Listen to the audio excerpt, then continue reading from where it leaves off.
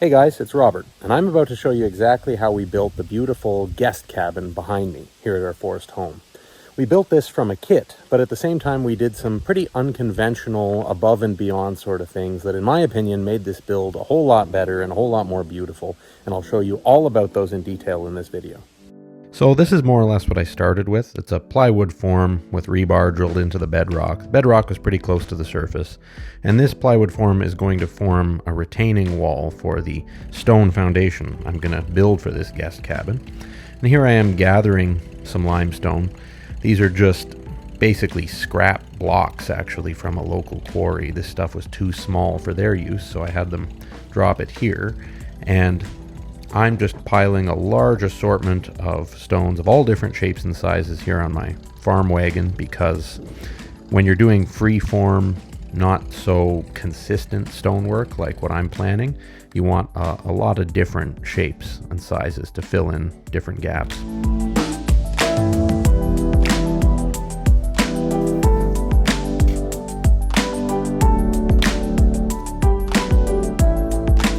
So I'm just positioning the first cornerstone here, and I'm using a level to make that stone more or less horizontal. You can see I'm packing the mortar in, around, and behind it, and I'm using that light green guide string strung between pieces of rebar drilled into the rock, defining the four corners, as kind of a guide to know that my stone is in a straight line. And you can see the stonework's coming along here. It took a long time, but I just find stonework so timeless and beautiful that to me it's 100% worth it to put in the extra effort, even though most guys would probably pour concrete or use ICF or something. I just love how stonework looks.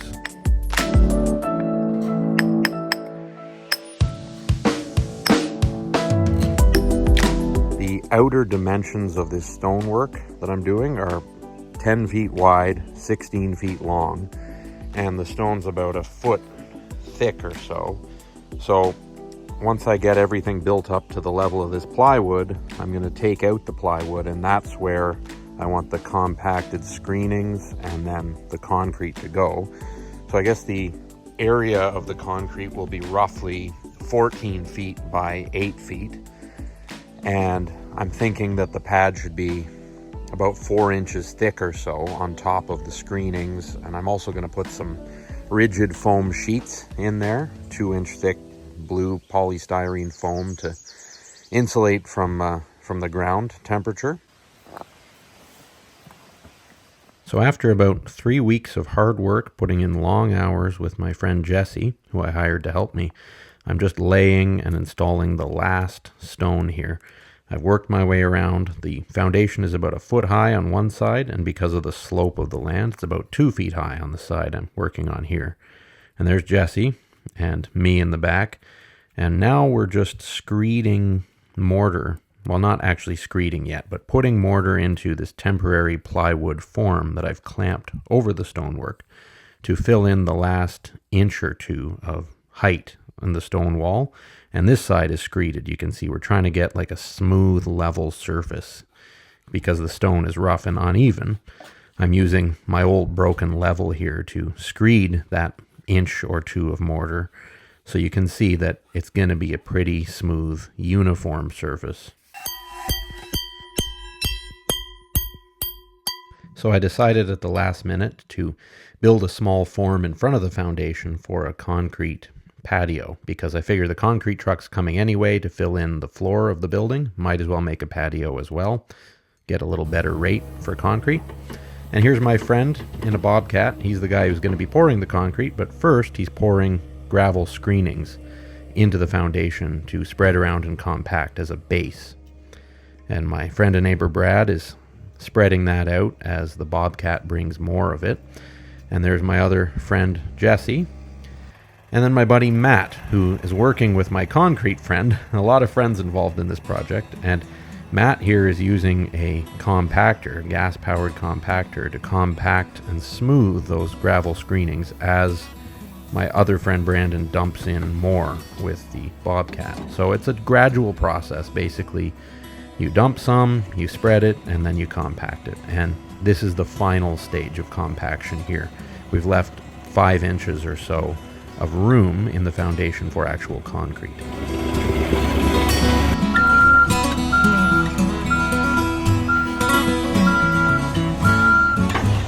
Concrete truck's here now, just getting ready to pour my patio and the floor of the guest cabin, and you can see I've lined the inside of the foundation with foam for insulation.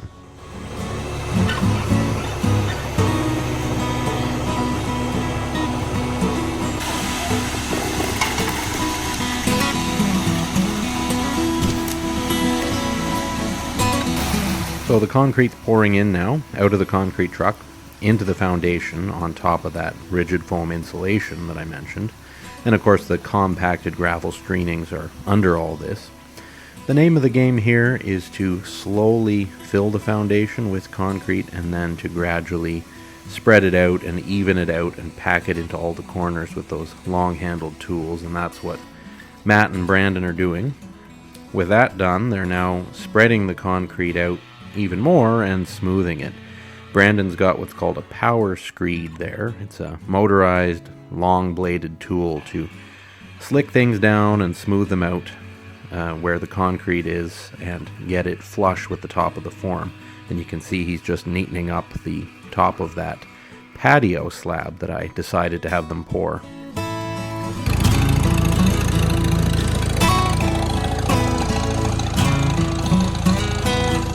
So my friend Keith has arrived now with his forklift, and believe it or not, the entire guest cabin kit, flat packed compactly in that plastic bundle, which he's just loaded with his forklift onto my farm wagon.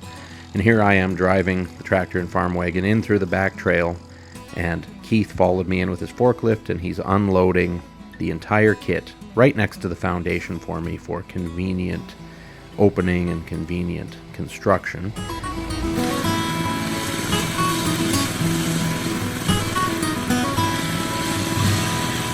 While Keith and I were bringing the kit in, Brandon and Matt were hard at work here. They're now using a concrete polisher to smoothen the fresh concrete to get it to be a reasonably smooth temporary floor.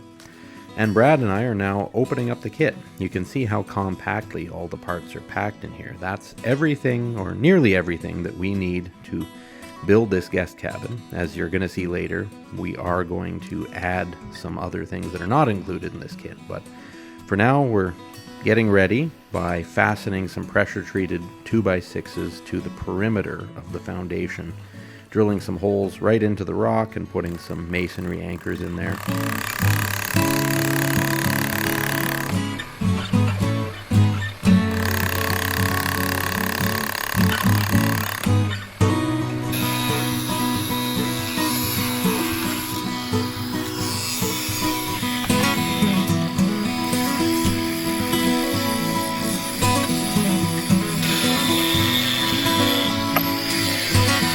Okay, we'll lower it down. This here is one of the first wall pieces that came with the kit. You can see that it interlocks with its neighboring piece at the corners, and it's grooved on the top. We're using these pounding blocks and mallets to pound it down tight, and we're going to be doing that for every subsequent layer of wall pieces. First on one side and then the other, and you kind of have to go up in the right order. You can't just do all the pieces on one side. You have to go one side and then the adjoining side and then the next side over from that, and so on. I'm also squeezing some construction adhesive under these pieces, at least for this first layer, so that they are firmly bonded to the underlying pressure-treated 2x6s that are bolted right to the stonework.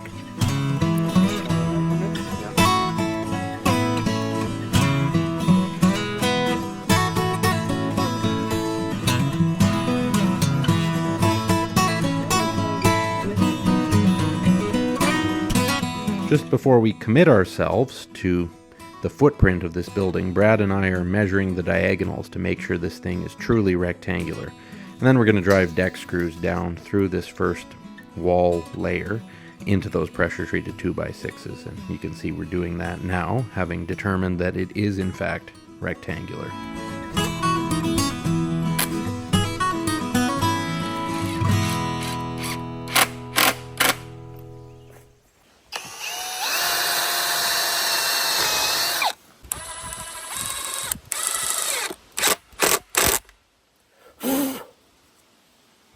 There we go. From there, the job honestly became somewhat monotonous. We basically just worked our way around, adding pieces one at a time, again, going in the correct order, and making sure that we were following the plans that came with this kit. By the way, if you're looking for a kit like this particular one is from Easy Log Structures. It's called the Ontario 160 model bunkie from Easy Log Structures. And you can see that we're driving deck screws through all the corners. We're also sealing those corner layers with construction adhesive so that, first of all, they're more weatherproof and that each bond is stronger. There are at least 3 or 4 long screws holding each piece to its neighboring piece below it. And here we are adding the doors. Those were a little tricky to go in, as was the window to the left of the doors. It takes some finagling sometimes, and right now we're finagling this one in. Oh. Did we go all the way down? Maybe a little more. There. Yeah, that's parallel. We're working our way steadily up the wall height now. The same old thing over and over again. We rigged up this tool here with a pounding block that has a corresponding groove with the grooves in the top of the wall, so we can stand on it and pull our body weight down to pull those boards down so that the joints are tight as we drive those screws, which worked really well actually.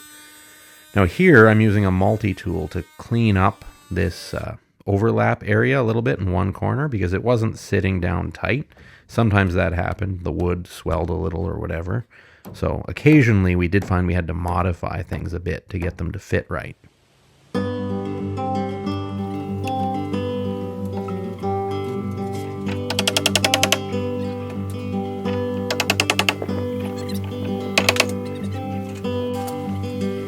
So this is the point at which the construction got a little more demanding because we're dealing with these really long pieces now, as you can see. This is where the loft overhang comes into play. So that loft extends the footprint and the overall length of the building by 3 or 4 feet, something like that. So it was a bit of a trick getting these longer pieces up here. I'm using a quick grip clamp here to clamp the pieces down before driving the screws to hold them together. Sometimes they would settle down nicely together on their own, and other times they wouldn't. And now I'm lifting the first piece of the front gable into position. The gables were partially pre-joined, several pieces all together, and they came that way from the factory. So here's the second piece going on. That made the gable assembly a lot faster on the front and back of the building. We did discover, though, that the rough opening for the window was a little too small, so we had to make it a bit bigger with a skill saw before the window would slide into place.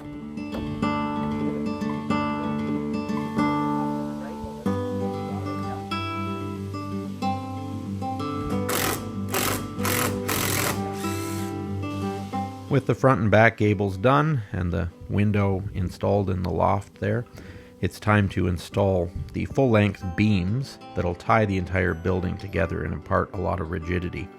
Up until we got these beams ready, I was, to be honest, a little bit worried about how flimsy the entire structure seemed, but these beams are like 3 inches thick and 8 inches tall, and they imparted a lot of rigidity to the structure. You can see that there's notches in the top of the gable wall there. 2 notches on each side of the roof for 2 beams on each side, and then a central beam at the peak of the roof.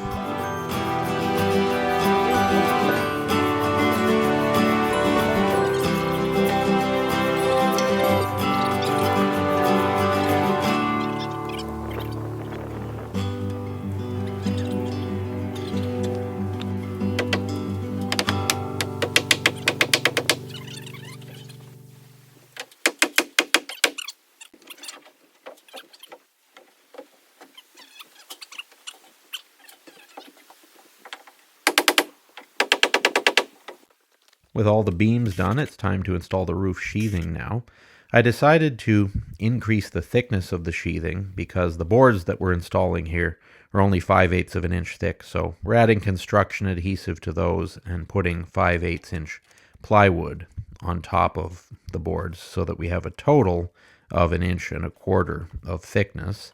And ultimately we're going to have more than that, as you'll see, but The roof boards alone, being only 5/8 of an inch thick, just didn't strike me as enough, especially when you think about shingle nails potentially coming through there and, ruining the look of the cathedral ceiling inside. So we just moved along, installing 4 feet worth of the boards that came with the kit and then a sheet of plywood, and repeating that pattern.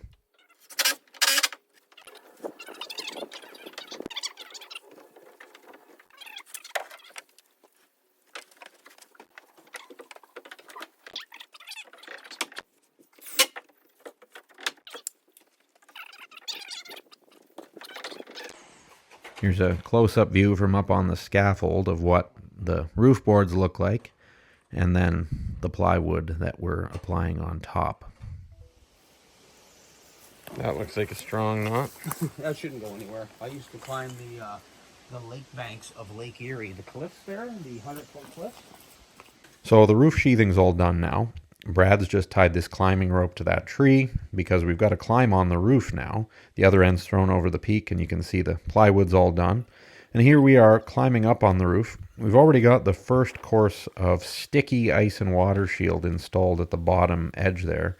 And we're going to be unrolling more sheets of that stuff and installing it, working our way up first one side of the roof and then the other. The idea with this stuff, Resisto is the brand we used here, is that it gives an extra layer of waterproofness. If the shingles ever fail or if ice dams or something cause water to build up on the roof and water percolates through the shingles, then you're not going to have water dripping into the building because of this stuff. It's just kind of a backup safety layer.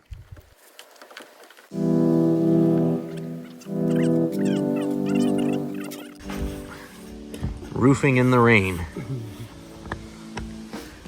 gets the blood pumping. It's okay. Oh yeah, good stuff. So after we finished the ice and water shield on the roof, I added some rigid foam sheets of insulation and then more plywood and then more ice and water shield and shingles. So you can see the roof is thicker now. And I didn't bother showing that process in the video because it was rather tedious, but you can see now the roof has a really nice finished look. It looks like a proper roof and it's insulated, as I said. So if we ever want to heat in here, at least we won't be losing heat through the roof.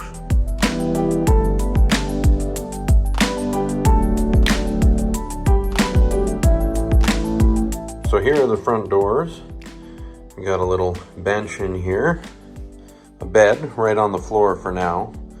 And of course the floor is unfinished. Eventually I'm gonna add some electric in-floor heating in here and tiles or some wood floor, something like that. But for now, this works. Got a mini fridge in here for some drinks, which is nice when we're hanging out here. And a lamp, because I've strung power through the floor just by a long extension cord at the moment. And a sofa, which is actually a queen-size pull-out bed as well. Little coffee table. And got some decorations on the wall here. It's got this really nice cathedral ceiling look and feel, which is awesome. Now up there we have the loft, which we're just using for storage right now. Eventually I'm going to extend it, make it a little bit wider, and then probably put this bed up there actually, so we have more room down here. Maybe put a kitchenette along this wall, but for now, this is the inside of the bunkie. Well, there it is, the full guest cabin building process here at our forest home. Hope you enjoyed it. If you did, please give the video a like, share it with your friends, and subscribe to Cabin in the Woods for lots more looks at the interesting projects that we tackle here in the forests of Ontario, Canada. Thanks for watching.